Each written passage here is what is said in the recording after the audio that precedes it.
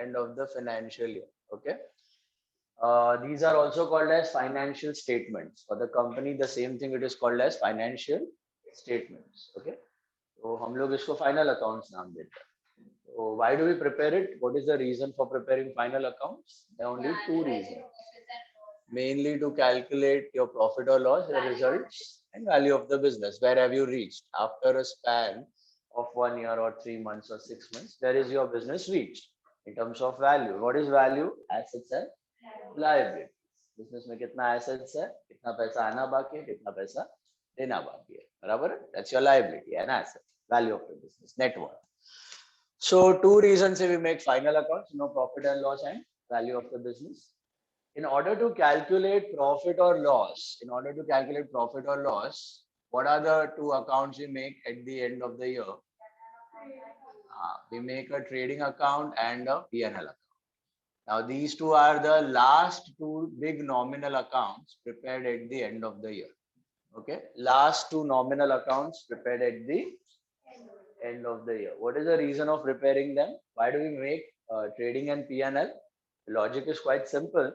What do is you club all the expenses and all the incomes at one single place. Okay, you close all the nominal accounts, all the expenses, all the incomes, you close them and you transfer them to trading or P&L account depending on the nature. Okay, what items go in trading and what items go in P&L? The direct ones, the important ones. Direct incomes and direct expenses, they go under trading. And indirect incomes and indirect expenses, they go under P&L. So important wale incomes, expenses in trading and less important incomes, expenses in P&L. Basically, trading P&L से आपको क्या मिलेगा तो profit or loss. For the year you will get your profit or loss. This is the reason why you make for trading or P&L. One more thing you make, that is balance sheet. What will your balance sheet show? Value of the business in the form of assets and liabilities. Is balance sheet an account or a statement? It's a statement or a list of all the assets and liabilities. वहाँ पे कोई asset liability transfer नहीं होता है, उधर खाली display होके दिख जाता है. At the end of the year, you will find all the assets and liabilities at one single place. That's your balance sheet. Okay. Is it compulsory to make final accounts at the end of the year? As in only at the end of the year? You can make it any time, any point of time you can make it. Okay. In fact, when you use Tally, you will be able to see day-to-day changes in your final. Every day changes in your trading P&L, every day changes in your balance sheet. Everything would be visible. Okay. Practically, manually भी जब जी चाहे तब बना सकते हो, but इतना tedious process हो जाता है manually. Club all incomes, close down all the ledger accounts, transfer them. So we generally make it at the end of the year. Okay, for a sole proprietor or a partnership. But company form of organizations, they compulsorily make it every 3 months, every quarter. Every quarterly, they need to show the final accounts. Is that clear? All these things we learned in the last lecture. Now let's see the format of how a trading account looks like and how a P&L account looks like and how a balance sheet looks like. So look at it. It's there in front of you. Page number 104 now. 103 वाला part हमने discuss किया था. Okay, journal से ledger से trial balance से final accounts. अभी final accounts में answer part आपका कैसा दिखेगा? तो सबसे पहला come to trading account. Very first thing you come to trading account. Now be very clear. Why do we make trading account? To record important incomes and direct incomes and direct expenses. What are direct incomes? Core income of the business. There is only one core income for a trading business, and that is sales. So only sales, only one income will be shown in trading account, and incomes will appear on which side of the account? On the credit side, the right hand side. Okay. Whether it is trading account, whether it is profit and loss account, the incomes will always appear on the credit side. Incomes will always appear on the credit side, and expenses will always appear on the debit side. Incomes will always appear on the credit side and expenses always will appear on the debit side. Okay. ये क्यों credit और debit होता है ये भी हमने देखा हुआ है. Depreciation से लिखते हो by P&L. वैसे हर एक expense में लिखोगे by trading या by P&L. तो automatically trading में 2x, ओके और इनकम्स में आप क्या लिखते हो, टू पीएनएल या टू ट्रेड। जैसे profit on sale of asset हमने किया था, उसमें एंट्री क्या थी, transfer entry, profit on sale of asset to PNL. Profit on sale में टू पीएनएल और पीएनएल में बाय प्रॉफिट ऑन सेल। तो वैसे सेल्स में टू ट्रेडिंग, ट्रेडिंग में by sales. Okay interest received में टू पीएनएल, पीएनएल में by interest received. Automatically every expense appears on the debit side of trading or P&L account, and any income it appears on the credit side of trading P&L. Always it's like that. Okay, this thing is going to get followed automatically, it is going to get followed. Now what you need to keep in mind is कौन सा income और कौन सा expense ऊपर जाएगा, कौन सा नीचे जाएगा. Okay, that is the biggest thing you need to understand. इतनी बड़ी सी लिस्ट दी गई है ट्रेडिंग अकाउंट में, बहुत बड़ी सी लिस्ट दी गई है डायरेक्ट एक्सपेंस, इतनी सारी लिस्ट को रट्टा नहीं मार. Okay it's a simple concept, आपको मैंने बताया था, एक शॉर्टकट मैं दूंगा to remember the items of trading and PNL. तो ट्रेडिंग अकाउंट में क्या जाता है, ओके ट्रेडिंग अकाउंट में एक ही इनकम जाती है, एक ही इंपॉर्टेंट इनकम जाती है, that is sales. Sales is the only important biggest income for any trading business, that will go in trading. Trading में एक ही इनकम जाएगी, that is sales income. Only one income, that is sales income. Expenses बहुत सारे, expenses की list बहुत बड़ी है. कौन से expense, direct expense. Direct expense का बाय डेफिनेशन मतलब क्या होता है, एक्सपेंसेस रिलेटेड टू परचेज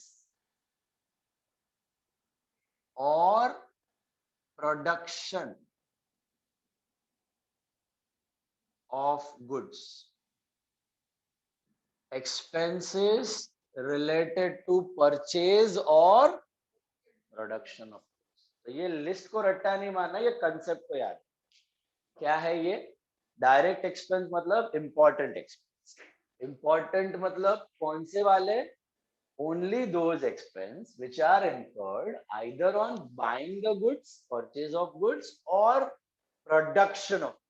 तो जो सेमी मैन्युफैक्चरिंग प्रोसेस है, प्रोडक्शन में इन्वॉल्व एक्सपेंस या परचेज के एक्सपेंस, वही डायरेक्ट है, वही इंपॉर्टेंट है, वही ट्रेडिंग अकाउंट में जाए. बस ये एक महामंत्र पता चल गया तो यहां से आप every item you can identify कौन सी ट्रेडिंग में जाएगी, और जो ये परचेज प्रोडक्शन से रिलेटेड नहीं है वो automatically profit and loss account में चले जाएंगे नीचे की तरफ. बात समझ में आ रही. So any expense incurred on what?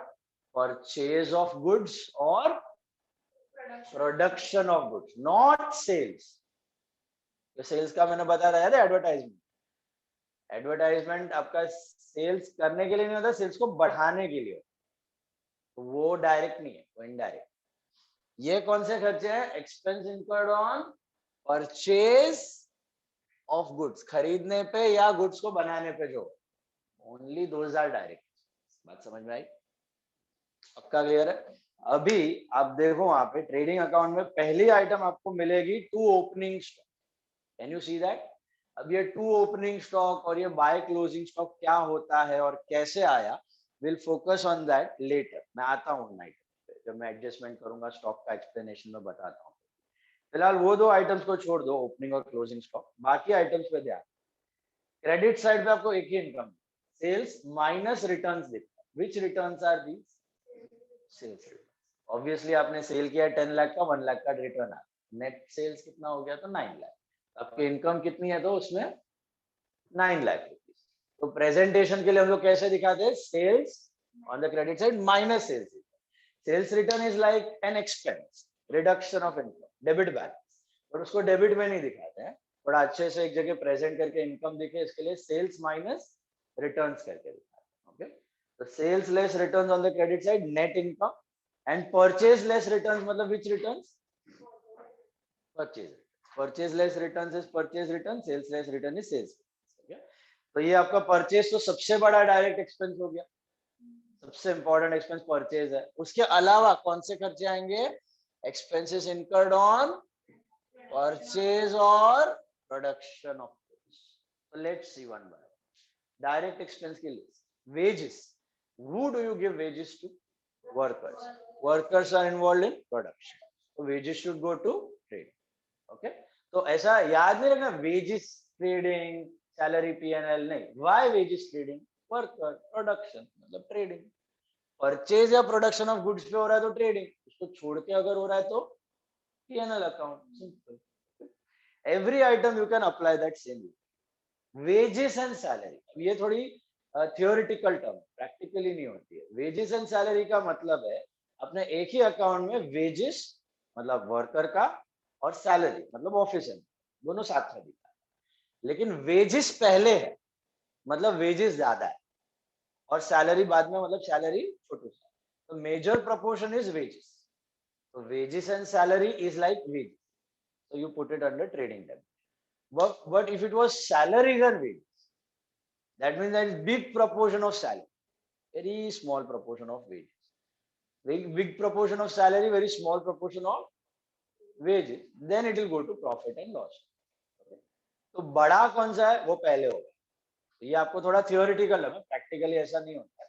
Practically wages का अलग अकाउंट होता है, सैलरी का अलग अकाउंट होता है. ये थियोरी में आएगा. 2-3 और टर्म्स ऐसे हैं तो थियोरी पर्पस के लिए थोड़े आपको याद है. ठीक है. तो वेजेस एंड सैलरी दिया मतलब big proportion of wages, that will go to trade. Salaries and wages दिया big proportion of salary, so it will go to P&L. Manufacturing wages means wages only, production related तो trading. ये सब नहीं आएगा. This is an exhaustive list. इसमें से कोई भी 6-7 आइटम आपको सामने दिखेंगे. बात समझ में आ रही है? Only 6-7 items you will find in a problem. This is a पूरा एग्जॉस्टिव लिस्ट. इसके बाहर का कुछ नहीं आएगा. ये लिस्ट देख लिया, आपका फाइनल अकाउंट का ट्रेडिंग अकाउंट फॉर्मेट खत्म हो गया. Productive wages again same. Production related wages, only wages, only labour, productive labour, direct wages, production wages, manufacturing wages, all are one and the same. अलग अलग नाम दिए. Work manager salary. Who is a work manager? One who sits in factory. One who sits in factory. Factory में जो supervision के लिए रखा गया मैनेजर होता है उसको कहा जाता है वर्क्स. आइसक्रीम वर्क्स सुना है? Ice cream works. Works means factory. Cream centre का ना आइसक्रीम वर्क्स, ऐसा ऐसा नट बोल्ट बनाया रहता है तो इट इज फैक्ट्री. वर्क्स का मतलब factory. Cost and works accountant की डिग्री होती है, अभी सीएमए हो गया. तो works means factory basically. Remember that. Okay. तो work manager salary will go to trading. Why? Because he sits in factory. तो factory is for what? Production. तो फैक्ट्री का कोई भी एक्सपेंस हुआ, फैक्ट्री का कोई भी एक्सपेंस हुआ, factory gas, water, light, factory power, factory insurance, factory electricity, factory दिख गया वर्ड मतलब it is an expense related to production. मतलब जाना चाहिए trading account. Is that clear? तो फैक्ट्री मींस प्रोडक्शन, याद रखना. उसके बाद आता है carriage. What do you mean by carriage? Transportation. अब कैरेज दो तरह का, लाने का भी खर्चा हो सकता है, जाने का भी खर्चा हो सकता है. Inwards and outwards. कैरेज मतलब गुड्स को लाने का भी खर्चा हो सकता है, गुड्स को सेल करने का भी खर्चा हो सकता है. तो सिर्फ कैरेज दिया है, ओनली कैरेज, या फिर for that matter only freight, या फिर for that matter only royalties. खाली कैरेज, खाली फ्रेट, खाली रॉयल्टी दिया है means we have to assume they are inwards. We have to assume they are inwards. Okay. ज्यादा से ज्यादा प्रॉब्लम और प्रैक्टिस करेंगे तो ये क्लियर होते जाएगा. सिर्फ कैरेज या सिर्फ फ्रेट या फिर सिर्फ रॉयल्टी. कैरेज क्या होता है? ट्रांसपोर्टेशन. फ्रेट क्या होता है? ट्रांसपोर्टेशन. ये शिप्स और ट्रेन्स का लिए भी यूज फ्रेट. ट्रक्स वगैरह टेम्पो में लाया तो we use carriage. Okay, all info is given in the points. Don't need to write it. Everything is given. You just listen what I am saying. Carriage means goods को लाने या ले जाने का खर्चा. Okay, freight means goods को लाने या ले जाने. खाली कैरेज दिया है तो क्या assume करने का?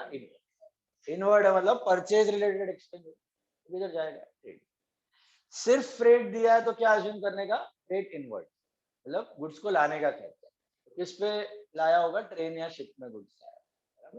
ये भी जाएगा ट्रेडिंग डेट. इनवर्ड्स. अच्छा, रॉयल्टीज का मतलब क्या होता है? Royalties are mainly given by the company who uses the brand name of another.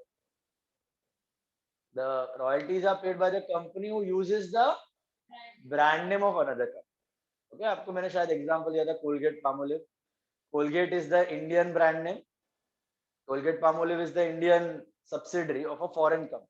European company है, इटालियन या फिर शायद इटालियन ही है मोस्टली. इटालियन कंपनी है कोलगेट इंटरनेशनल, वो वहां की European company.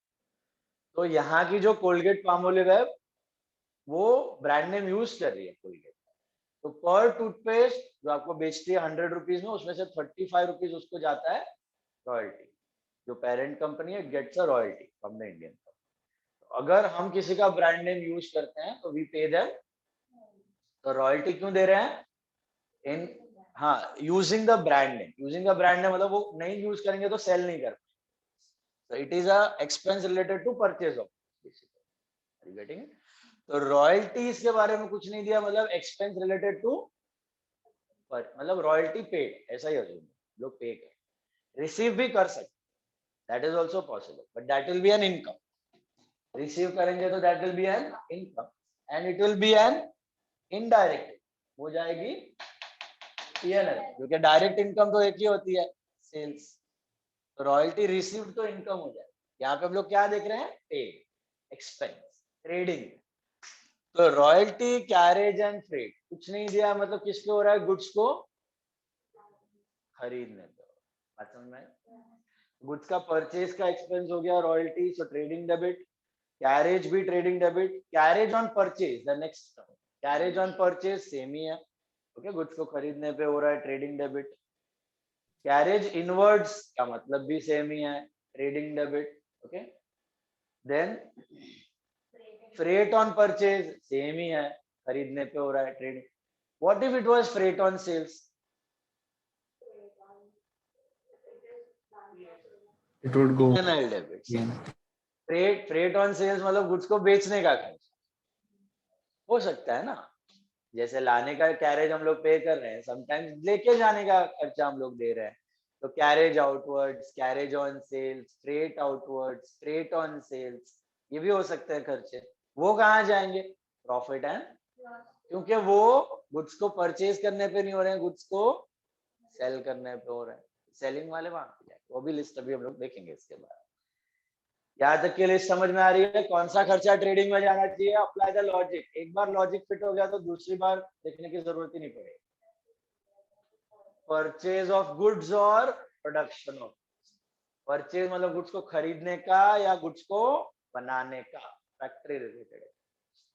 Next one, freight on purchase के बाद है फ्रेट इनवर्ड, उसके बाद है ओनली फ्रेट. अभी अभी बताया ओनली फ्रेट, फ्रेट इनवर्ड सब.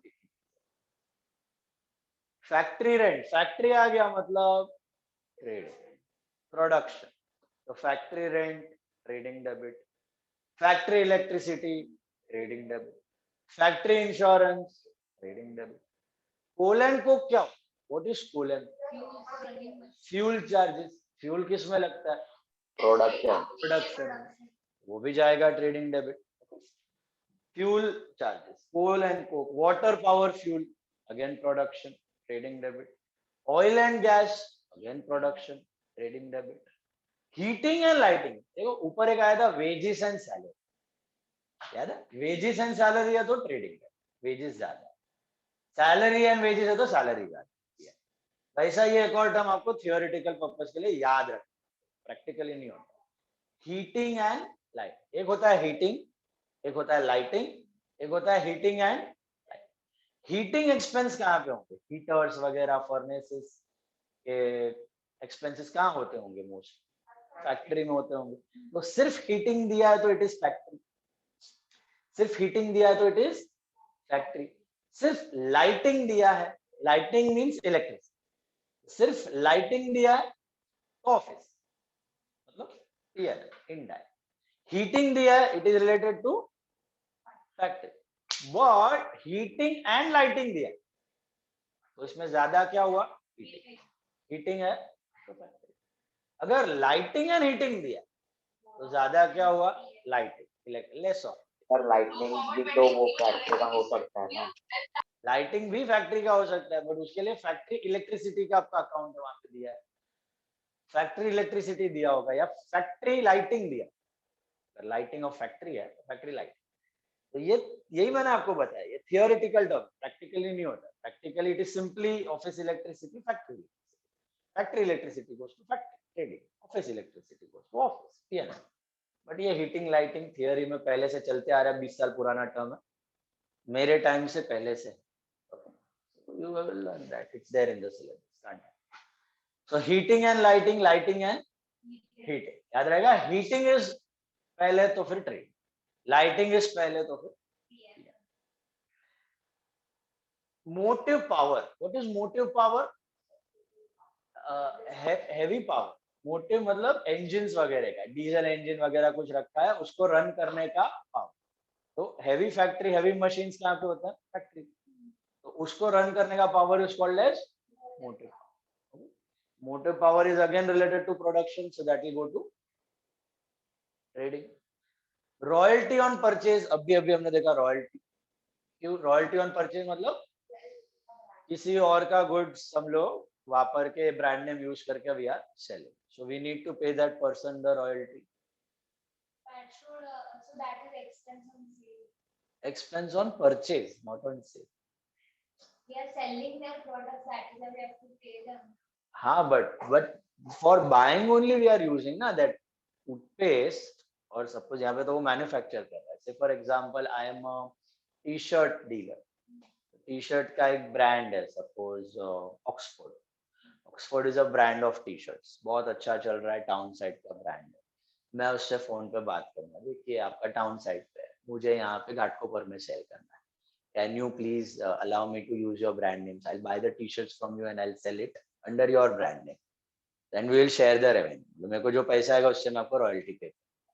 तो मैं उससे टी-शर्ट्स खरीद रहा हूँ and I am selling it. तो what he will do? T-shirt 100 रुपए का है, he'll charge me 100 plus 20 rupees for that royalty. 120 में मेरे को टी-शर्ट पड़ेगा, 100 का कॉस्ट प्लस 20 का रॉयल्टी, और मैं बेचूंगा उसको प्रॉफिट लगा के 150। तो मेरे को 30 रुपीज मिल गया, 20 रुपीज मैंने उसको रॉयल्टी दी, 100 रुपए की मेरी कॉस्ट हो गई शर्ट। तो मेरा purchase cost would be 100, 20 rupees cost would be royalty. वो रॉयल्टी किस पे दिया? परचेज। तो royalty is always an expense on purchase, royalty is never on sales general. आप जब गुड्स बेचते हो someone, if you sell the goods, then you don't pay royalty, you generally pay commission. You pay commission or broker, that's what you said, right? Commission. Sales पे you generally pay commission, okay, to the agents and all. Don't pay royalties. Royalties are mainly for purchase, उसका माल आप use करके cell कर, समझ में? So why is the retailer specifically already on purchase? Same thing, royalty means royalty, because हम यहाँ पे theory में royalty on sales भी दिया theory, okay? So theory में there are certain outdated terms and certain weird terms which are not used practically. You need to remember that. So royalty on purchase and only royalty are one and the same. Royalty is on purchase only. Royalty on sales बोला नहीं जाता है. Royalty on sales is mainly commission. Okay. Then you have custom duty, import duty. What is import duty? When you import the goods, you pay for that import. Import means purchase. Export means sales. So purchase related. So trading related. याद है logic? Then custom duty क्यों होता है? Ports पे custom clearance. आपने goods मंगवाया Dubai से, आपने वॉचेस मंगवाए दुबई से to sell, but custom department से चेक होके आना पड़ेगा। डुप्लीकेट तो नहीं है, फर्स्ट कॉपी तो नहीं है, उल्लू तो नहीं बना रहे आप कस्टम्स को। अगर कोई गोल्ड वोल्ड का इंपोर्ट कर रहे हो without paying the duty, okay, smuggle कर रहे हो, तो वो चेक करेगा custom department. You need to pay those tax, custom duty, that is a duty charges you need to pay to the custom department for clearing the good. नहीं तो आप नहीं करोगे तो वो गुड्स छोड़ेगा ही नहीं, आएंगे ही नहीं आपके पास। ओके, जैसे हम जब एक्सपोर्ट करेंगे तो बीओआई वाले को क्लियर करना। कस्टम ड्यूटी क्यों होता है? It is not for the purpose of sale, it is for the purpose of purchase. When you buy the goods, let's say from Dubai, you are importing. आके पहले docs में land होगा, containers में पड़ा होगा, वो चेक करेगा और फिर अगर आपने ड्यूटी पे की और गुड्स अच्छे लीगल है तो आपको अंदर आने मिलेगी, नहीं तो उधर ही अटक जाए। फिर काफी सारे गुड्स अटक जाए, आते ही नहीं। फिर उनका ऑप्शन होता है, सुना कस्टम्स का ऑप्शन, कस्टम्स का माल सस्ते में मिलता है। Have you heard about that? Customs का माल, कस्टम स्टॉक सेल लगता है। हाँ, there only and the price, मतलब वो लोग को फिर क्या करेंगे, कितना गले में रखेंगे कस्टम वाले, फिर वो लोग ऑक्शन करते हैं। अच्छा अच्छा commodities you get at that cheap price, उसका ऑक्शन होता है। Many of the people go there, buy that and then trade in the country with those goods only. Okay, so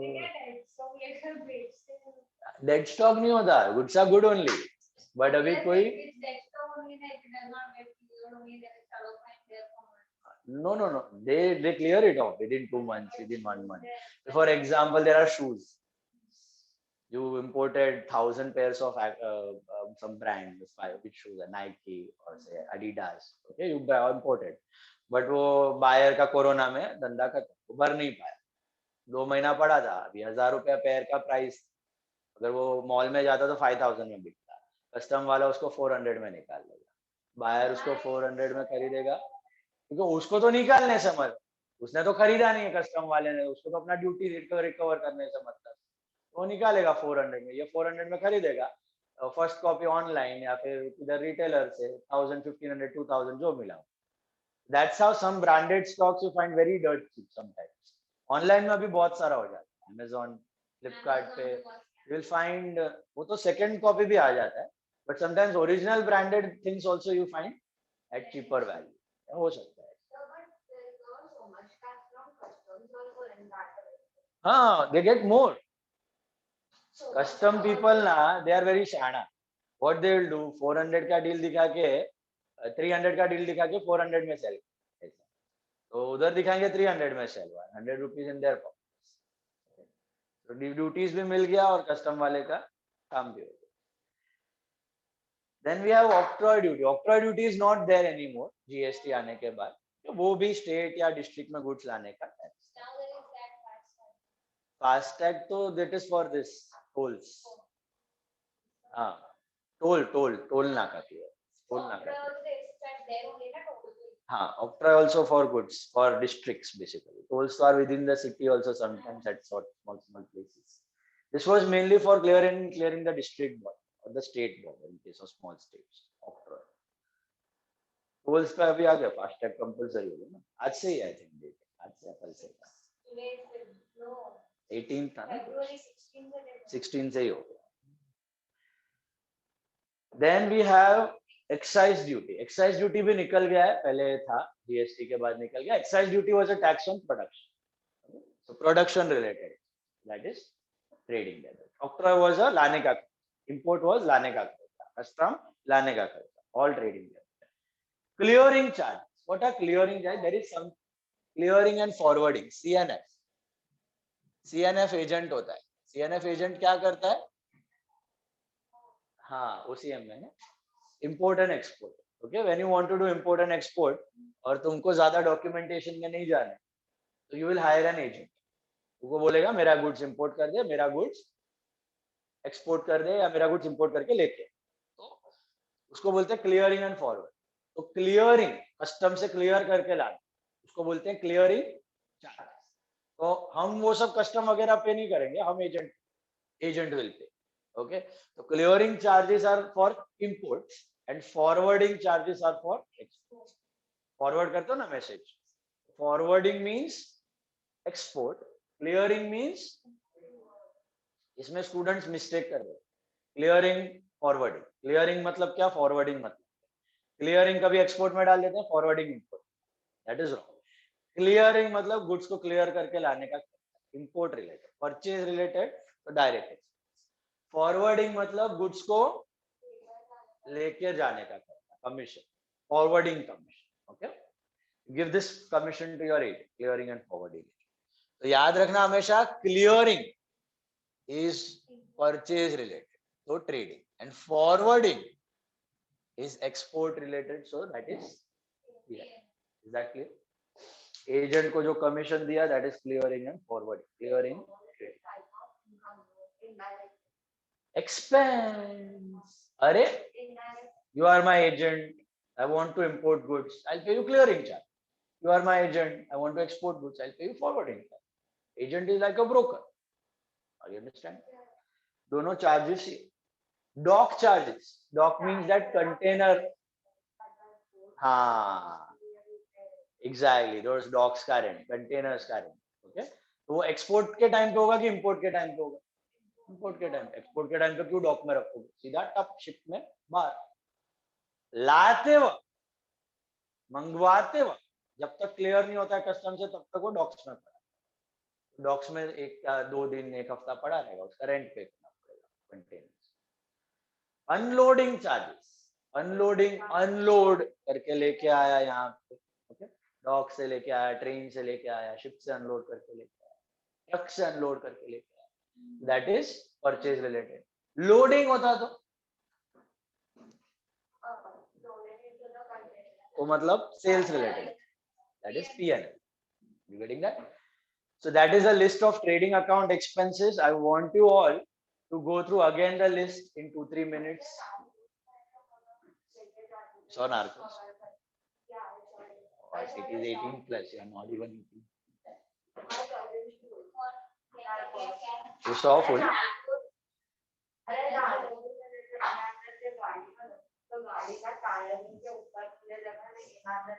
That is all smuggling. You saw the full series, first one? अच्छा, your cousin. उसमें तो बहुत सारा है. उसमें तो plane में, हाँ? So he was a drug dealer, that Pablo Escobar. So he was a drug dealer. 800. 800 what? Houses. हाँ, बहुत बहुत. He was one of the richest persons of the world. कौन सी सीरीज? क्या बोल रहे हैं निशान? कौन सी सीरीज? कौन सी सीरीज? कौन सी सीरीज? कौन सी? नार्कोस. नार्कोस. Pablo Escobar.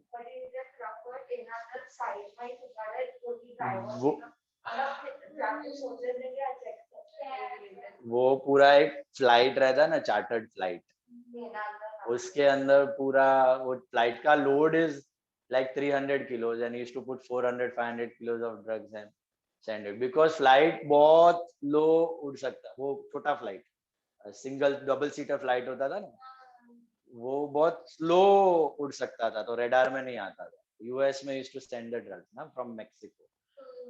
तो Mexico and Colombia, South America, वहाँ से used to send to Mexico and US and all. तो वहाँ पे लोअर ऐसा फ्लाइट में वो पायलट को एक फ्लाइट का used to give $1 million, $2 million per flight, खाली इधर से उधर पहुंचाने.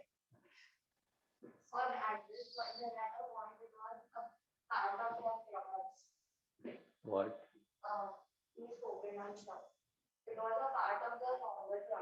इसका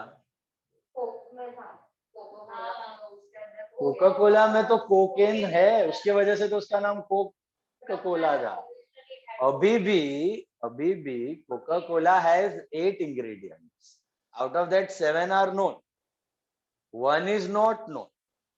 And कोका कोला का जितना फैक्ट्रीज होता है ना, उसको ऑफिशियली कोकेन नहीं डालता है. कोकेन का एक डेरिवेटिव है, उसका एक्सट्रैक्ट है, but in minor component it is still there. Cocaine is there. It is there. Originally तो था ही. Originally it was a syrup made by a chemist to cure that अपना सर्दी, common cold. Common cold के लिए वो एक syrup बनाया था कि उसमें थोड़ा ग्लूकोज हो और थोड़ा कोकेन हो तो नींद अच्छे से आ जाए. और वो किसी ने टेस्ट किया तो उसको इतना पसंद आ गया कि बोला मेरे को बेच मैं खा. And then he started, and cocaine is like an addiction. People started drinking like everywhere. People used to. फिर गवर्नमेंट बोला अरे ये तो ड्रग है तो बैन करो. तो बैन करने के बाद उसने भी फाइट किया, तो बोला हम लोग को छोटा सा एक्सट्रैक्ट वगैरह ये करके देने को दो. वो कंपलसरी खाली कोक के लिए एक्ट में चेंज किया है गवर्नमेंट के लॉ ने यूएस में. वो एक छोटा सा एक्सट्रैक्ट उसको अलाउड है यूज करने में, और कोई मालूम ही नहीं है किसी को क्या इंग्रेडिएंट है. It is lock, that formula is lock. No one knows that, otherwise everyone will copy. Coca Cola का मेन यूएसपी वही है. अरे वो एक बार तो पकड़ा भी गया था ना, तो उसने बोला था कि आई विल हेल्प यू, मतलब once you reach at that point so you got to control everything. So he went to the house of justice, Who? Escobar. He very stood for elections. He stood one and हाँ. he told people that I am not Narcos and I will help you find you Narcos. नहीं नहीं नहीं, ऐसा नहीं था. नहीं नहीं, everyone used to. Narcos क्या था? नार्कोस तो इट्स अ नार्कोटिक डिपार्टमेंट का name. Narcos, what he had a cartel. There was a name called Medellin cartel. Medellin cartel था उसका पूरा. Everyone used to know the 2 number, but used to do lot of charity. Lot of charity. उधर Colombia में पूरा का पूरा बस्ती, buildings, so many hospitals, so many schools, he made it for poor people. ऐसा रोड पे जाता था वीकेंड्स पे and used to give $1,000, $500 ऐसा नोट्स बांटते जाता था गरीब. उसका गाड़ी आता था तो पब्लिक का ऐसा लाइन लग जाता था पैसा के लिए. So much of charity he used to do. That's why people used to praise him like him. He was like that Robin Hood type, but all illegal. He started his driving of the office. Everything. ये वाले दो के चलो Visakhapatnam, these business owners they bought cannabis, so now they are selling hashish ka oil form. So nobody knows only what. They do that only. जैसे चूहा खा गया, चूहा क्या इतना सारा ड्रग्स खाएगा. Whenever they catch drugs or tobacco, चूहा खा गया, जल गया, सड़ गया, and they sell it in the black. What the other people do, these police wala do. Hello. Come on, go through the list of trading account. 5 minutes quickly. As in the first season. Then second, third is all repeated. So that's all. I made ice encounter.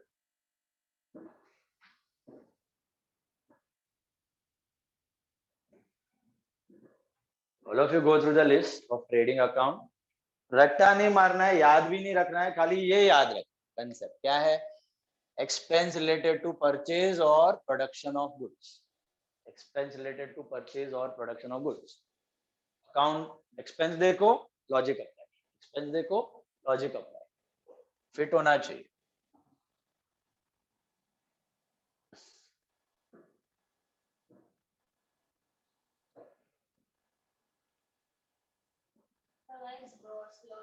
I'll come to that. Gross profit, gross loss बताता. I'll explain. Wait, just see the list.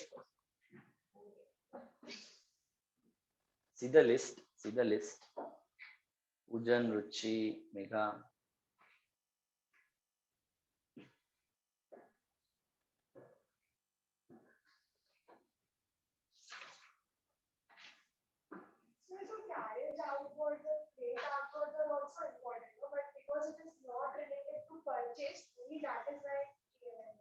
They are also important, but what are they? To sell the goods. You don't pay carriage, your goods should be delayed, they might be sold later. थोड़ा negotiation करते हैं, buy करेगा later. But production और sale तो चालू है ना. थोड़ा slow होएगा, तुम पे नहीं कर रहा तो वो पे करेगा यार, तुम्हारा कम प्राइस पे सेल होएगा. But ये परचेज वाला कैरेज नहीं दोगे तो गुड्स आएगा ही नहीं ना. आएगा ही नहीं तो बेचोगे कहाँ से? That's it. Inward expense are important. Then outward.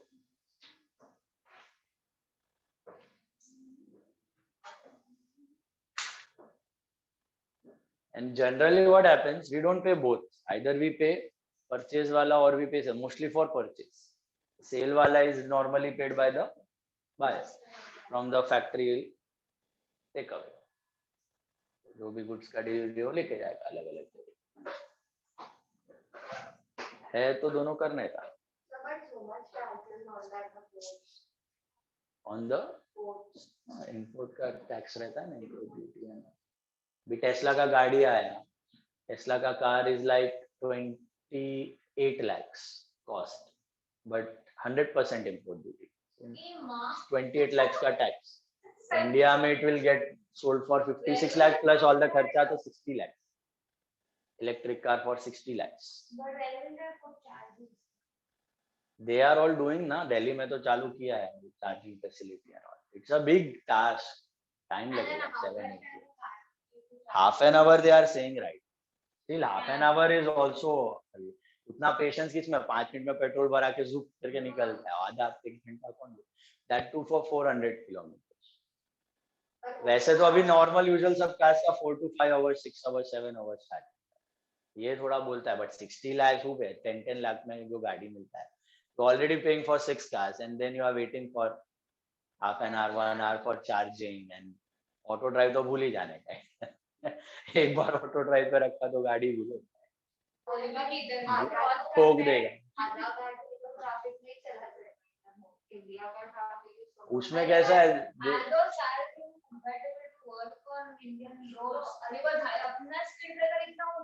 वो इतना लो एंड कार रहता, धड़ाप करके सीधा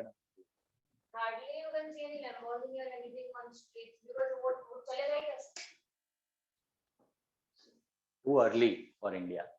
They'll say it'll take time, 7-8 years at least. But other than The electric ना, electric MG Hector and दूसरा भी है MG, यही चल रहा है अभी। टाटा वो कौन सा आया था, Nexon, Kia Seltos, MG Hector,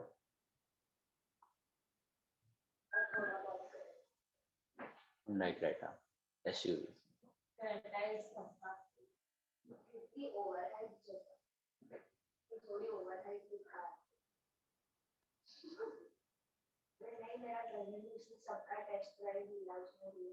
So he said Creta is just overhyped in compared to that you get better parts.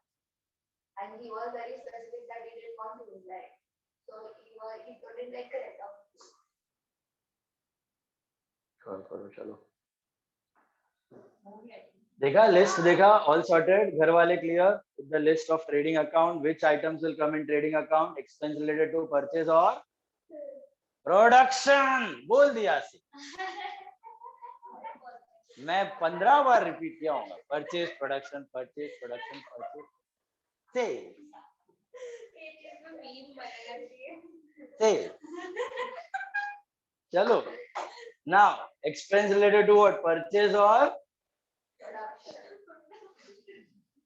now only one income will go under trading account credit side, that is sales, okay, and then you calculate the difference, so profit loss ढूंढना है, that profit or loss is called as gross profit or gross, important वाला class lecture देखा ना, gross profit और gross loss कैसे मिलता है, जैसे आप लेजर को बैलेंस करते हो वैसे आप ये ट्रेडिंग अकाउंट को बैलेंस करो, ये लेजर ही है, ठीक है।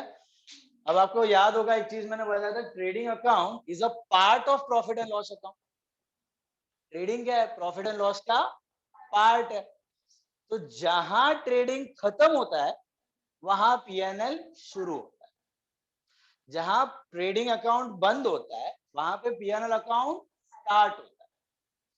तो इमेजिन करो आप डेप्रिसिएशन कर रहे हो और मशीनरी अकाउंट, तो जहां पे 2009-10 खत्म होता है वहां पे 10-11 स्टार्ट होता है, तो by balance CD becomes to balance BD, like for any other ledger account. वैसे ही ट्रेडिंग जहां पे खत्म होगा वहां पे पीएनएल शुरू होगा, तो ट्रेडिंग का क्लोजिंग बैलेंस बिकम्स पीएनएल का ओपनिंग, ओके। तो वो जो ग्रॉस प्रॉफिट है वो क्या है, बैलेंस ही है। कैसे किया हमने, देखो अगर credit side is greater than the debit side, means what, incomes are more than expense, are you understanding? If credit side is greater, इधर है 50,000 और इधर है 40,000, तो incomes are greater than, so you make what, profit और loss. तो instead of writing here to balance CD, what do we write, to gross profit CD, to gross profit CD carried down 10,000. This is what is called as gross profit. Gross profit का मतलब income minus expense, direct income minus direct expense, credit minus debit, and ये to gross profit carried down ये PNL में बन जाएगा by balance BD के जगह by gross profit brought down. Means ये 10,000 क्या है 50 माइनस 40। दिस 10 के जगह पे imagine you have written 50 year and 40 year, it is one and the, तो व्हाट डिड वी डू 50 40 ऊपर दिखाया, उसका नेट रिजल्ट पीएनएल में डाला।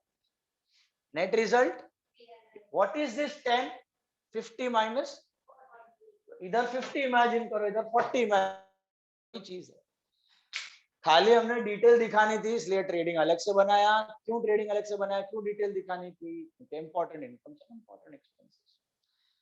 अब ग्रॉस लॉस कब होगा, opposite, when your expenses are more than your income.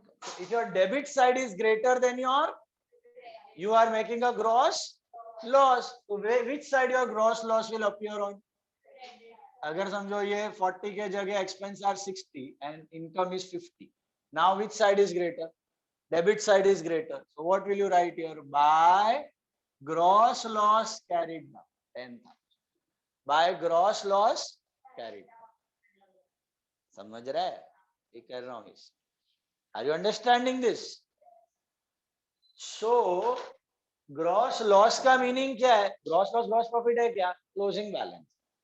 किसका closing balance? Trading. Trading का closing balance. How do you calculate balance? Take the total of bigger side, subtract the smaller side. If your credit side is greater, that means incomes are bigger, expenses are lesser, you make profit. If your debit side is greater, that means your expenses are bigger, your incomes are smaller, that means you make loss. So ये by gross loss यहाँ का क्या बन जाएगा? 2 gross loss BD brought down 10,000. तो closing point of trading becomes opening of PNL. PNL में क्या है? ऑलरेडी स्टार्टिंग में लिखा हुआ है ग्रॉस प्रॉफिट या ग्रॉस, दोनों नहीं होगा,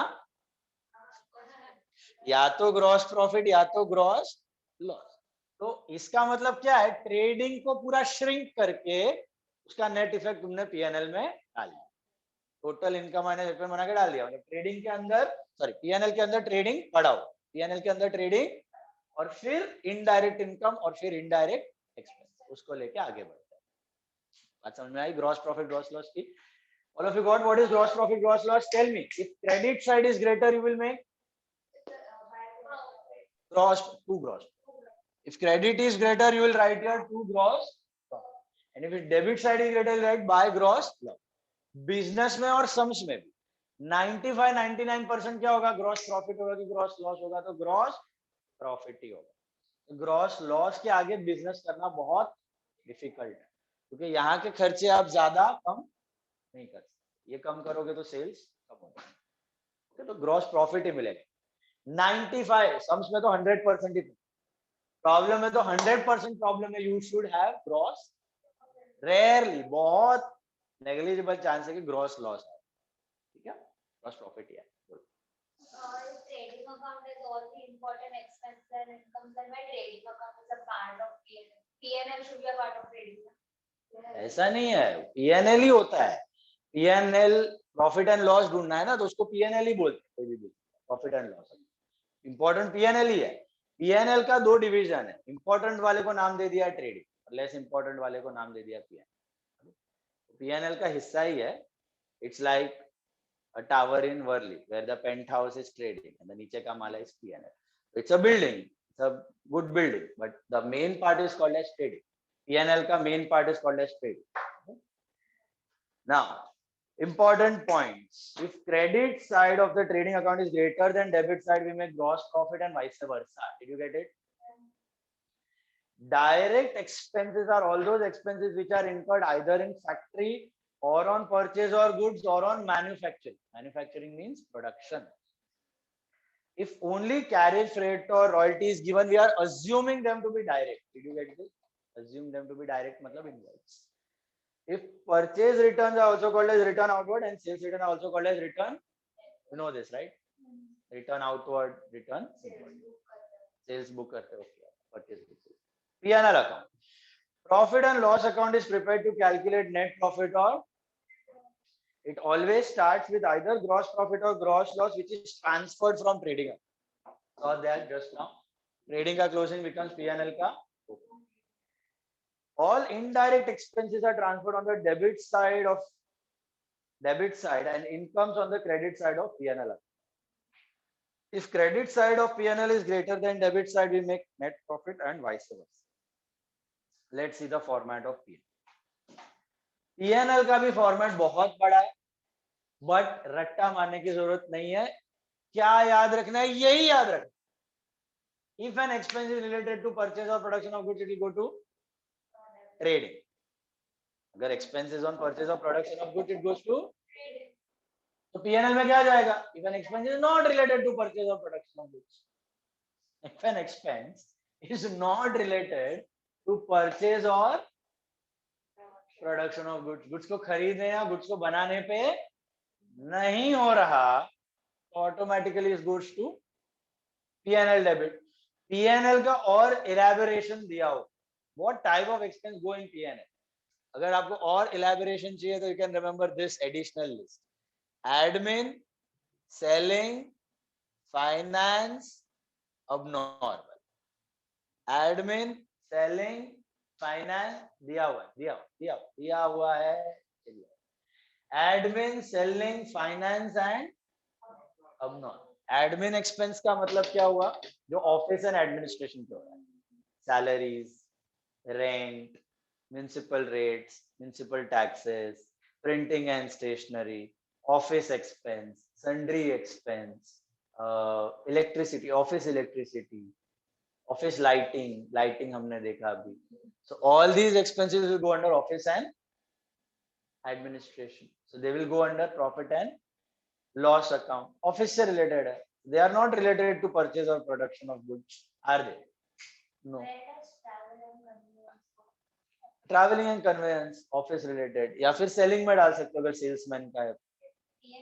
P&L का ही खर्चा. Yes, meetings वगैरह के लिए आप travel कर रहे हो. Selling and distribution में क्या आ गया? Sale और distribution का expense.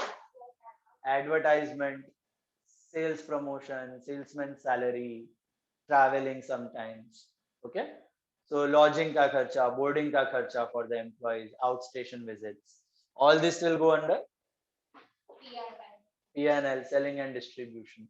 Finance related expense, मतलब if you have taken a loan, you pay interest, bank charges, bank commission, okay, interest on loan. All these items again finance related बोलते हैं उसको, okay, financial expense. So that will go to P&L debit. Abnormal item, loss by fire, loss by floods, loss by theft. Okay, so they will also go under P&L debit. Rare items. Bad debts are related to debtors. Debtors are related to sales. So P&L debit. Right? So bad debts, discount allowed. ये सब जाएगा तुम्हारा P&L debit. Depreciation will also go to P&L debit. Okay. So not directly related to purchase or production of, वो सभी खर्चा जाएगा आपका profit and loss. Repairs and renewals, repairs and maintenance, all this P&L debit. Okay, normal repairs दिया. चल again detail में list में देखते हैं. Gross loss या gross profit से शुरू होगा. पहले debit side पे focus. What will you record on debit side? Incomes or expenses? Expenses. घर वालों को समझ में आ रहा है यहाँ तक? All of you with me? P&L की list देखते जाओ. Salary किसको दी जाती है? Staff, office staff. So P&L debit. Wages होता तो trading. Then salaries and wages. So more proportion of salary, less proportion of wages. Theoretical term, need to remember P&L debit. Unproductive wages. किसी ने पूछा भी था last lecture की. What if the worker is not engaged in production? What if the worker is only there to do झाड़ू पोछा, maintenance? वो मतलब वो production से related नहीं है. उसको बोलते हैं क्या? Unproductive wage. सामान इधर उधर रखने के लिए रखा गया है normal employee. Okay. So that is unproductive wages. तो वो हो गया तुम्हारा P&L, not related to production. So that is maintenance. Maintenance का clerk है, सामान हेरा फेरी का कूली रखा है, कोई क्लीनिंग के लिए रखा हुआ है किसी को, इसको डे टू डे बेसिस पे पैसा दे रहे, मंथली नहीं दे रहे, डे टू डे बेसिस वो wages. So they get day to day basis. Day to day सब मतलब हर दिन आता होगा तो मतलब जो क्लीनिंग वाला, ऐसा कोई बंदा अगर आपने परमानेंट रखा है तो will pay salary.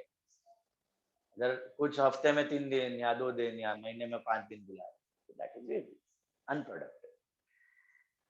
Then we have carriage on sales. Carriage on purchase will go to trading debit. Carriage on sales P&L. समझ में आया क्यों? Sales related expense, sales related expense मतलब बेचने वाला, मतलब not direct, not important, that much important, alter नहीं करेगा अपना एक्टिविटीज को। फ्रेट ऑन, अच्छा कैरेज ऑन सेल्स के बाद carriage outward, that will also go to P&L debit, one and the same thing. Freight on sales, same, goods को sale करने का खर्चा, P&L debit.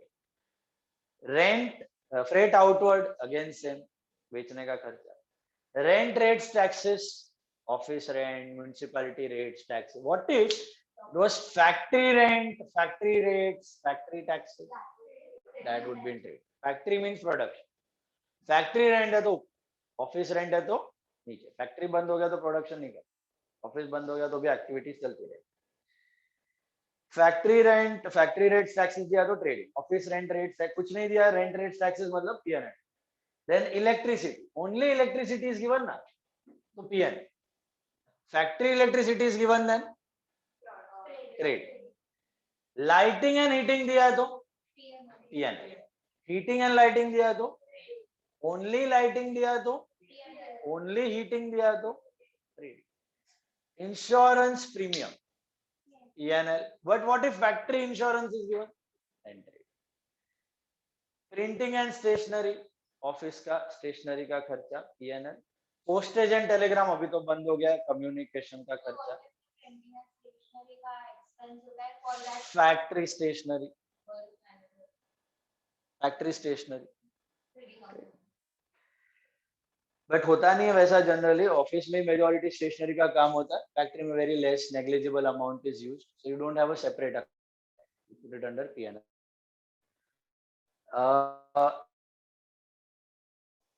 Royalty on sales generally नहीं होता है, थियोरेटिकल टर्म में अभी बोला था कमीशन हो, रॉयल्टी ऑन सेल्स या कमीशन ऑन सेल्स लिख दो वहां पे, that is P&L sales.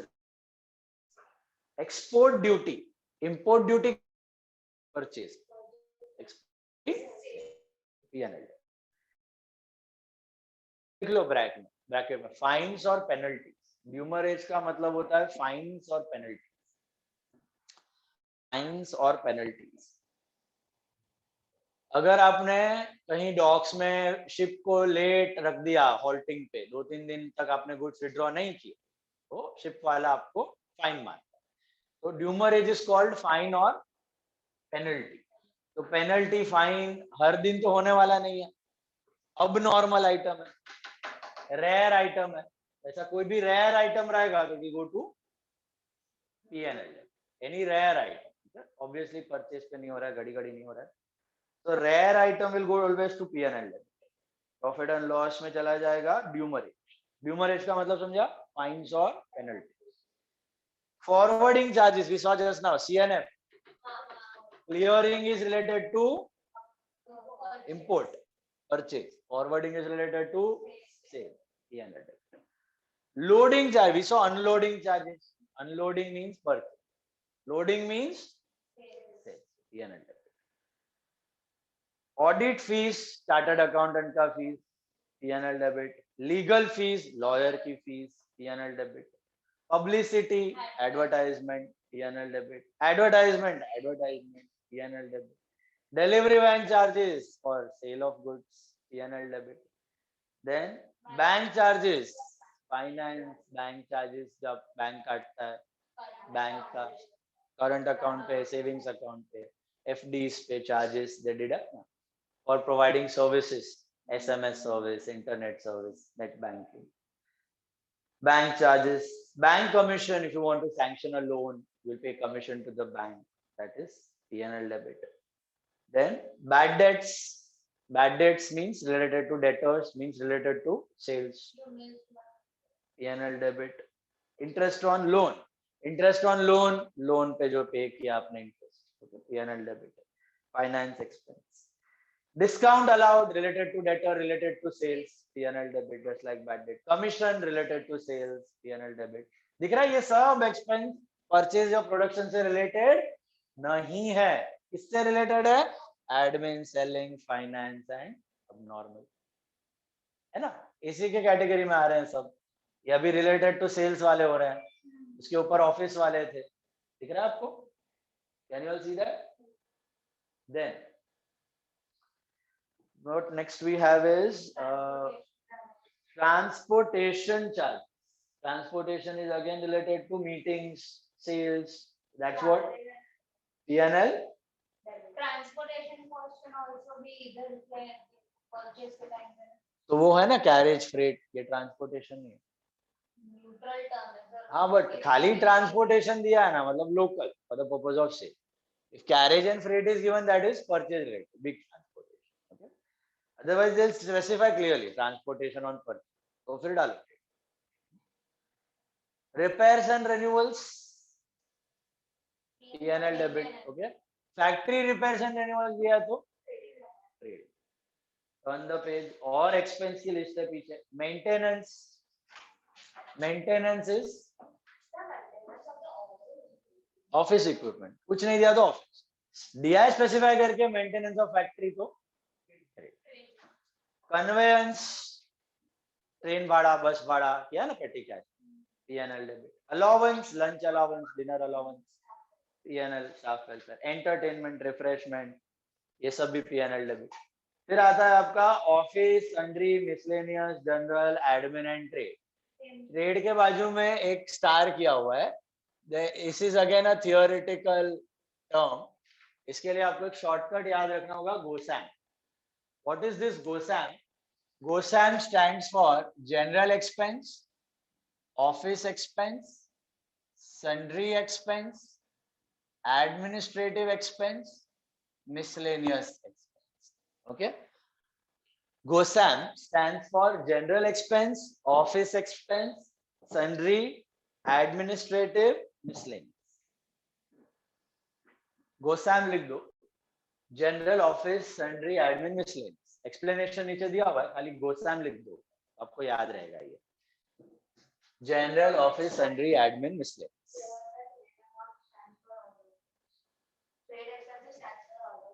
Not all of these. See, what are these? All 6 accounts.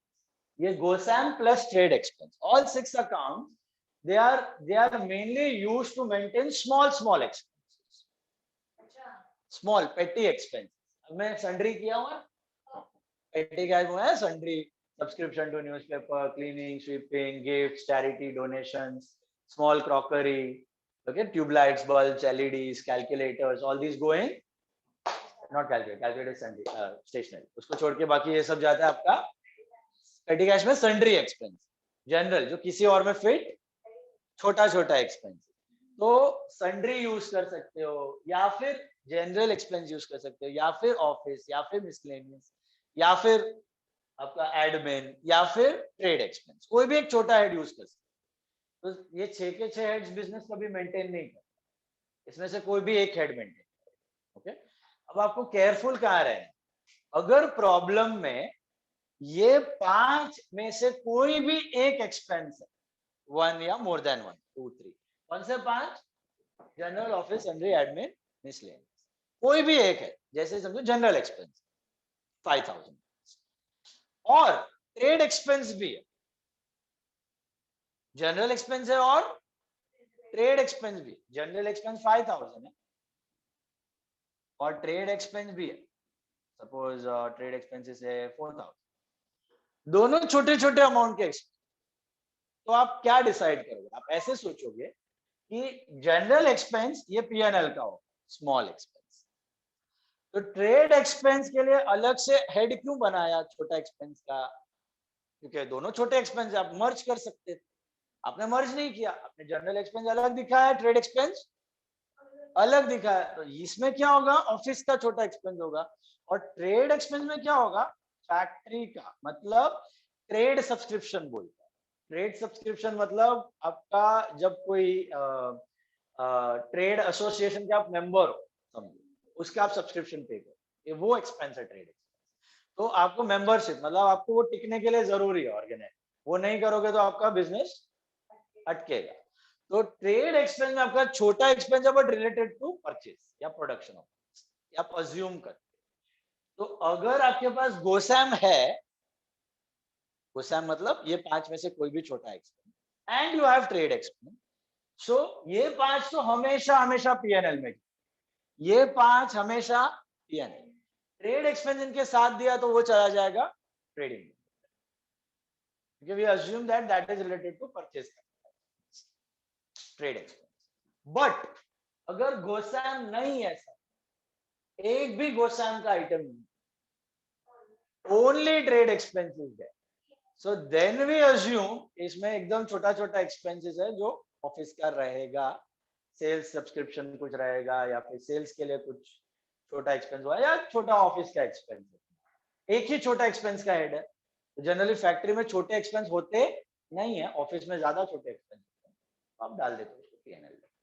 This is just for the sake of theory, theoretical assumption है। Practically आपके पास clear cut idea होगी, अगर कोई है ट्रेड सब्सक्रिप्शन का एक्सपेंस, ट्रेड एक्सपेंस बनाओ, office के छोटे एक्सपेंस है सन्ड्री बनाओ, ऑफिस का ऑफिस में, फैक्ट्री का ट्रेडिंग में। थियोरी में आपको मालूम नहीं है फैक्ट्री में क्या चल रहा है, ऑफिस में क्या चल रहा है, तो आपको अकाउंट देख के आइडिया करना। तो अगर गोसैम है, गोसैम का कोई आइटम है and you have trade expense, तो GOSAM will go to PNL, trade expense will go to trade. लेकिन अगर गोसैम नहीं है तो trade expense goes to PNL, मतलब उसमें खाली ऑफिस का छोटा एक्सपेंस है ऐसा मजूम। ठीक है, बात समझ आई? इसलिए वहां पे 3 स्टार किए गए। ट्रेड एक्सपेंस के बाजू में there are 3 star, can you all see that? उसके नीचे पॉइंट भी दिया हुआ, इंपॉर्टेंट पॉइंट्स में नीचे एक्सप्लेनेशन भी दिया।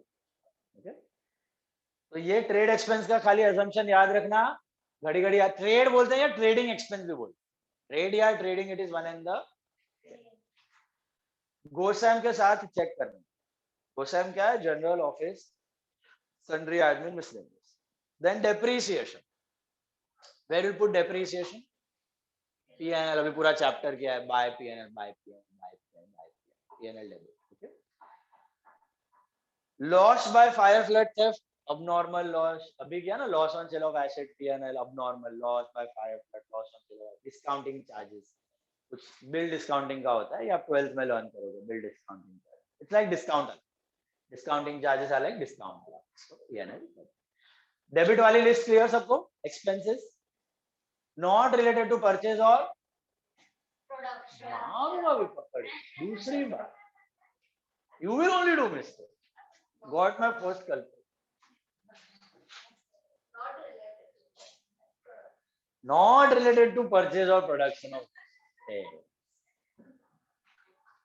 जान पूछ के बोला ना,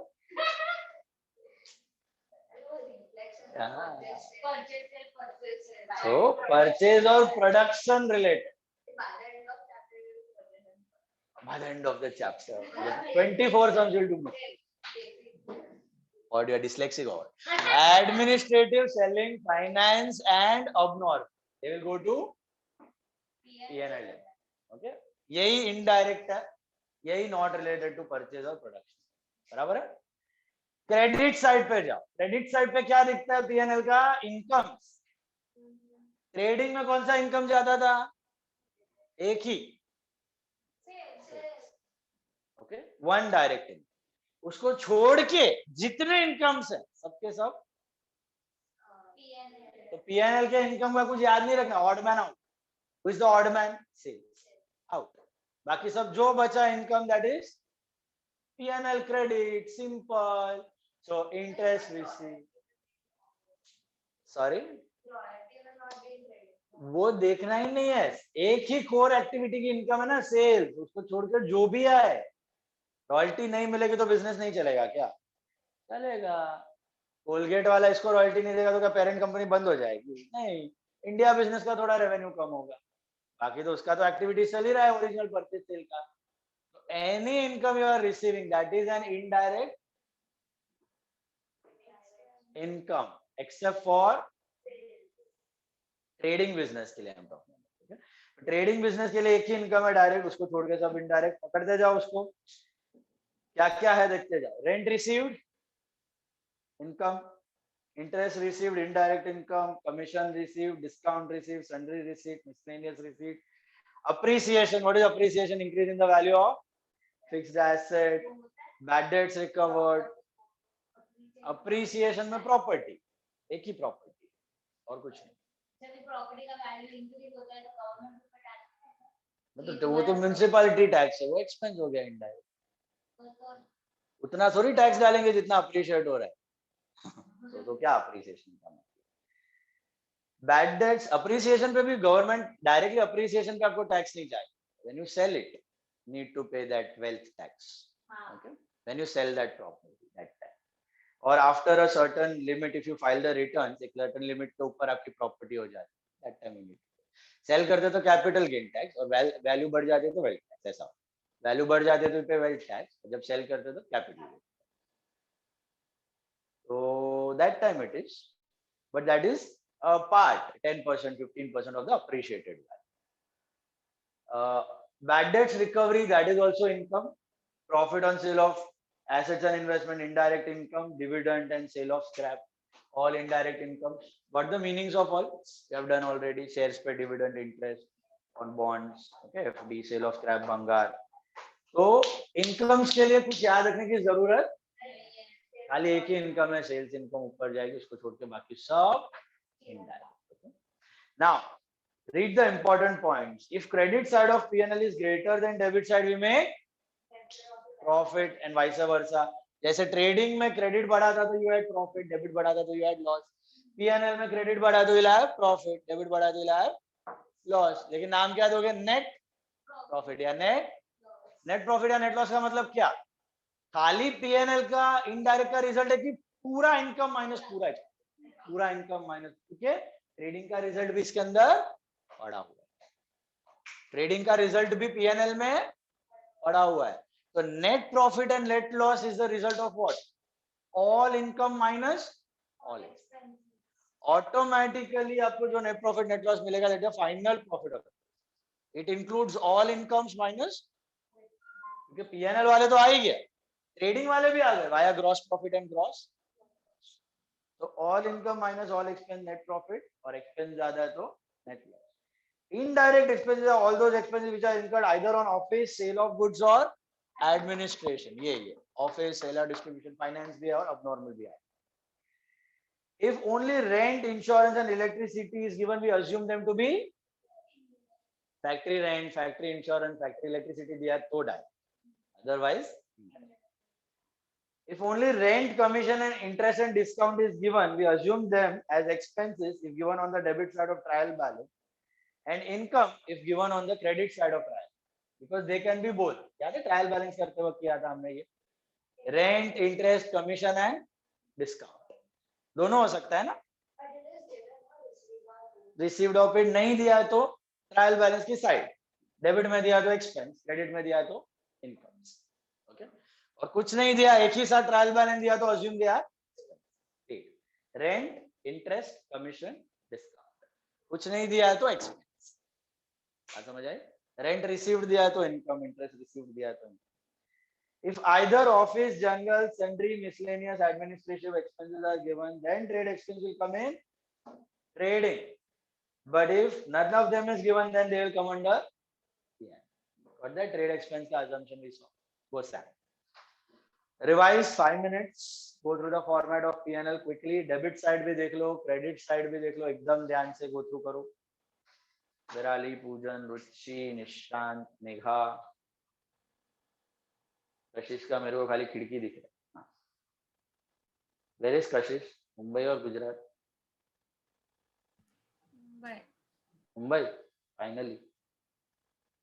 but you are touring only. Maya said you are out of town only. No, I'm here. I'll go on 23rd. Sorry? She's lying. She's lying. When did you go? I will go. You will go on 23rd. And when you will come back? 26 or 27. ફરવા જવાનું છે ગુજરાતમાં મસ્ત. ક્લાસમાં નતો આવવાનું, ધ્યાન corona ના લીધે. સર ત્યાં ફરવાનું નથી. અચ્છા, ફરવાનું નથી. કેમ? ઉલટાનું સેફ છે. અચ્છા, સેફ છે ઈ જ ને. ત્યાં ટ્રાવેલ કરીને જાઓ સેફટી માટે, ક્લાસમાં નહીં બેસવાનું. અહીંયા કોરોના નડે છે. ચલો. Sir parents are only not allowing. I यार tried. હવે તો કેસીસ પણ વધી ગયા છે ને પાછા. ક્યાં કેસીસ વધી ગયા છે? અહીંયા જ નડે છે તમને કેસીસ. આ હોટલમાં મસ્ત પાણીપુરી પાઉંભાજી ખાવું. પાણીપુરી ત્યાં પૂજન ખાય છે, અમે કોઈ નથી ખાતું. એ આડનામાંથી લાવવા જ નહીં વચ્ચે. પોતે ફરવા જાય છે, પોતે બહારનું ખાય, મને નામ આપે. ચલો. Go through the format of P&L. sir, food that we are complimenting, we are getting no food that we are- Or you are sleeping or on the bed. How much space you want? Elephant or? If they come, then we have to share. पक्का share holder equity. चलो. Kashish, Veer, Megha, video on. Go through the list. Come on.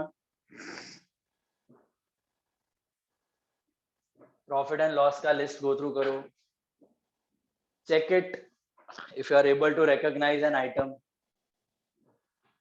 It should come in profit and loss or trading.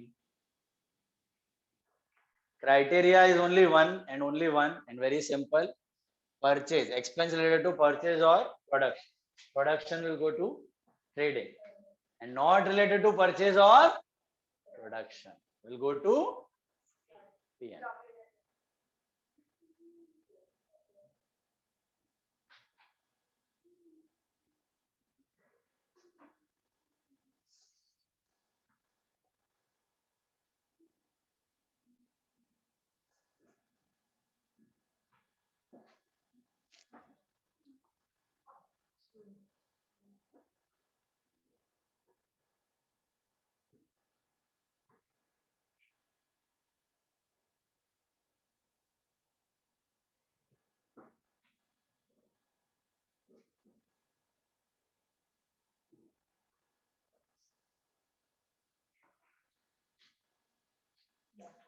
Okay, and this list is not to be rectified. This list is only for your 11th standard account basically. आपका practical business में आपको मैंने बताया था how to understand. If it's connected to purchase, yeah. नहीं, if it is a core activity, Yeah. your business is having something core, something it is doing every day, then whatever income are certain incomes which are core incomes, they are direct. Core expenses direct. Less important income expenses are indirect. Last format, that is balance sheet. देखो balance sheet फटाफट. Balance sheet is what? The list of assets and liabilities. Balance sheet is the list of all the assets and liabilities. Okay. Liabilities on the left side, assets on the right side. बचपन से करते आ रहे हो 11th standard से, बता रहा हूँ तुमको liability asset. Okay. अभी liability पहले asset side पे focus. Asset side पे 4 category of assets. 4 category. Intangible assets, tangible assets, investments and current assets. Intangible, tangible, investments and current. Intangible assets का examples पता है आपको? Goodwill हो जाता है, patents, copyrights, right? Brand name. These are all intangible assets. What are tangible fixed assets? Machine, building, property, land, equipment, air conditioners, motor car, delivery van, right? All these are furniture, fixtures, okay, fittings. All these are nothing but tangible fixed assets. उसके बाद आता है investments. Investments में क्या आ जाता है? Shares, bonds, securities, fixed deposits, debentures. Okay, these are types of investments. And current assets. What are current assets? You remember what are current assets? Assets which have a life of 1 year or less. And fixed assets have a life of 1 year or more. तो एक साल के अंदर बिक जाएगा या form change हो जाएगा. They are current assets. So what are items you have in current assets? Goods. सबसे important current asset एक साल में बिक जाएगा. Cash. Bank balance. Cash, bank, debtors. Debtors are assets. एक साल के अंदर पैसा दे देंगे. Okay. इसके अलावा आता है bills receivable. Bills receivable are similar to debtors. या तो ओपनिंग एंट्री में आता था पैसा लेना बाकी है, जैसे डेटर से पैसा लेना बाकी है वैसे बिल्स रिसीवेबल से पैसा लेना।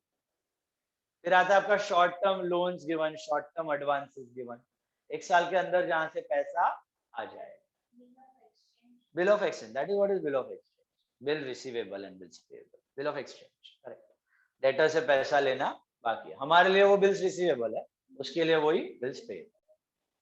तो एसेट का 4 category, intangible fixed assets, goodwill, patent, brand name, trademark, tangible fixed assets, furniture, property, machinery, land, building, equipment, premises, okay.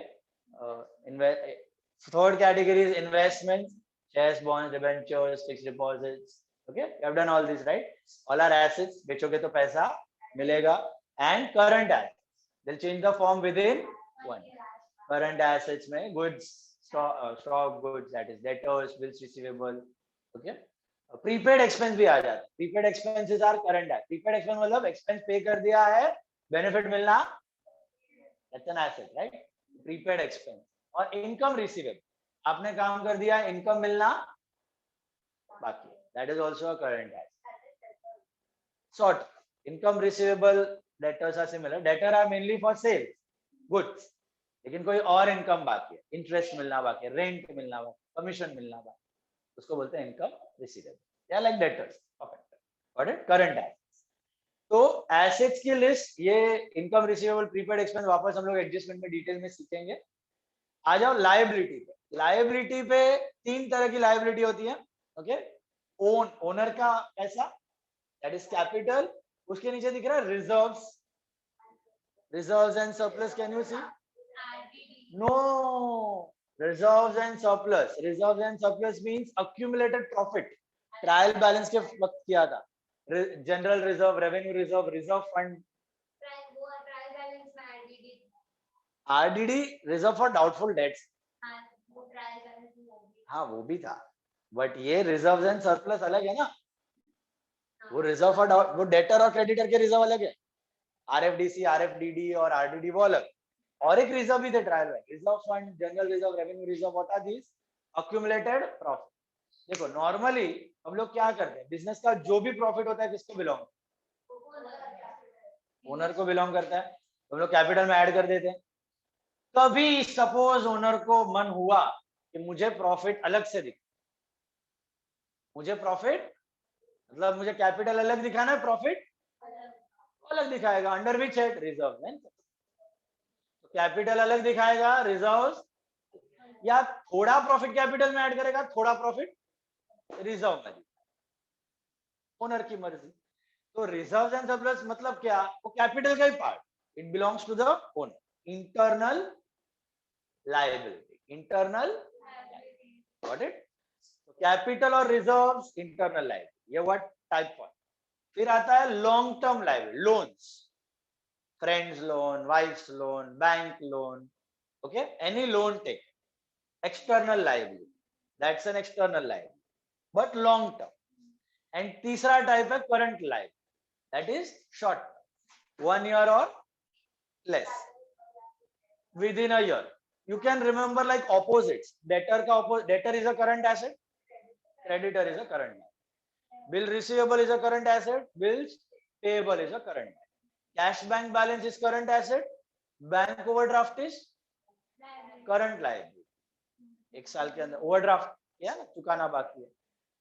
Prepaid expense is current asset, outstanding expense is liability, current liability, 1 साल के अंदर दे। Income receivable, पैसा आना बाकी है, is current asset, income received advance is a current, short term loan given is current asset, short term loan taken is a. तो asset 4 category, intangible fixed asset, tangible fixed asset, investments, current asset. Liability के 3 है, capital मतलब reserves and capital, owner की internal liability,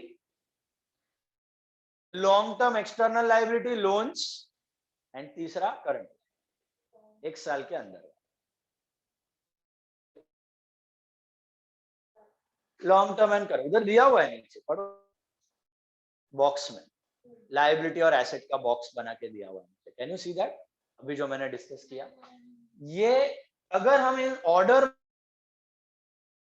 में जो मैंने अभी बोला उसको बोलते हैं marshalling. Marshalling is a technique of writing the balance sheet in a particular order, but you don't have marshalling in your 11th and 12th.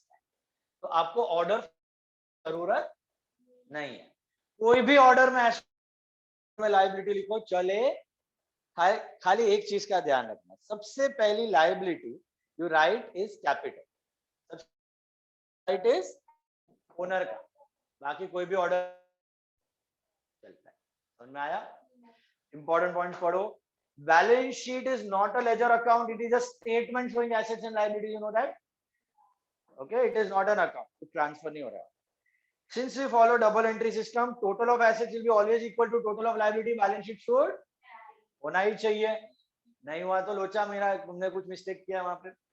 The assets and liabilities in the balance sheet should be in order, that is called Marshall. तुम्हारे लिए martial नहीं है. This order, intangible, tangible, investment, current asset. मतलब current asset नीचे ही होना चाहिए, fixed asset ऊपर ही होना चाहिए. ऐसा जरूरी नहीं है क्वेश्चन में तुम कोई भी ऑर्डर में, ये खाली थ्योरी के लिए मार्शल. समझा? खाली बैलेंस शीट में कौन सा व्हाट आर लायबिलिटीज वो पता. Did you get this? What are assets, what are liabilities? लो एक बार लिस्ट. एंड नाउ प्रॉब्लम कैसे जाता है देखो. ट्रेडिंग अकाउंट बंद होके कहां ट्रांसफर हो जाएगा? पीएनएल बंद होके हो जाएगा प्रॉफिट एंड जो नेट प्रॉफिट मिलता है वो क्या करते हो आप? कैपिटल में ऐड, और finally balance sheet will tally. That's how you will do the problem. There are adjustment also, we discussed in the last lecture. What are adjustments? Adjustments का मीनिंग बताया था, अनरिकॉर्डेड ट्रांजैक्शंस, कंप्लीट ओमिशन. आपको याद आया कि final accounts में करना है complete omission. So transaction they are adjustments. Okay, tally सीधा बन गया और आपका बैलेंस शीट रेडी. फॉर्मेट देख लो बैलेंस शीट का फटाफट. सॉरी 11th में भी बनेगा बैलेंस शीट में क्या? 12th में होगा बैलेंस शीट. बैलेंस शीट तो हर एक बिजनेस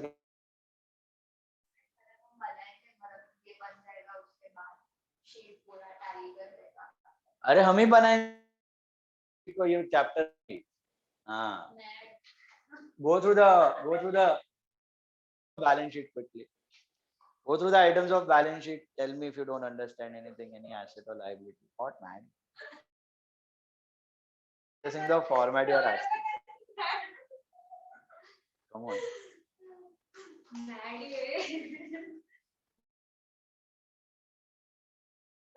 वीडियो बंद. बोलो ना. अभी क्या अभी खत्म हो गया. बोलो ना वीडियो भाईडी चलो चलो करो फटाफट. देख लो फॉर्मेट, देख लो बैलेंस शीट का फटाफट. एसेट्स लायबिलिटीज का लिस्ट देख लो.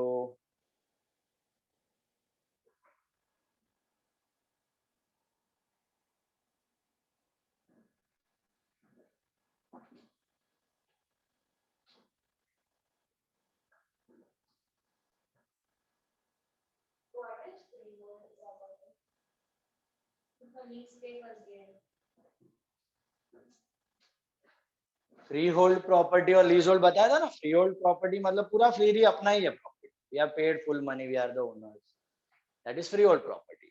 लीज होल्ड प्रॉपर्टी मतलब लीज पे लिया हुआ है, सोमैया से जमीन लीज पे लिया हुआ है 50 years 25 years. At the end of the lease either you renew the lease or you surrender the property. Generally renew हो जाता है ऐसे केसेस में. ऊपर का स्ट्रक्चर आपका है. फिर तुमने बोला था बेचना हो तो कैसा बेचेंगे, याद है? बिल्डिंग एंड नीचे का जमीन. You can't sell it. You are not the real owner. Virtually, you are only the owner. Lease पे लिया है till that time. Closing stock and of the year का बचा हुआ स्टॉक,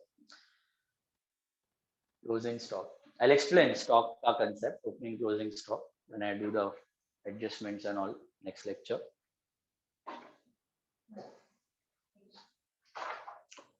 लिदू Yes. आज घर पे जाना है, वापस ये फॉर्मेट रिवाइज करना है, नेक्स्ट लेक्चर पूछूंगा, नहीं आया तो पूरा फॉर्मेट लिखना पड़ेगा. ट्रेडिंग का आइटम नहीं आया तो पूरा ट्रेडिंग, पीएनएल नहीं आया तो पूरा पीएनएल, बैलेंस शीट नहीं आया तो पूरा बैलेंस शीट लिखना पड़ेगा. Better read and come. Okay, no return homework. And So coming to test on Monday. Prepare properly. Okay, 2 slots, 4 to 5 and 5:30 to 6:30. I'll put on group. अपना नाम लिख देना, कौन से slots में आना है आपको. And 4:30 adjustments in the next lecture. 4:30 to what and what to what? 4 to 5 and 5:30 to 6:30. 4 to 5. Okay, good doubts है तो रुको.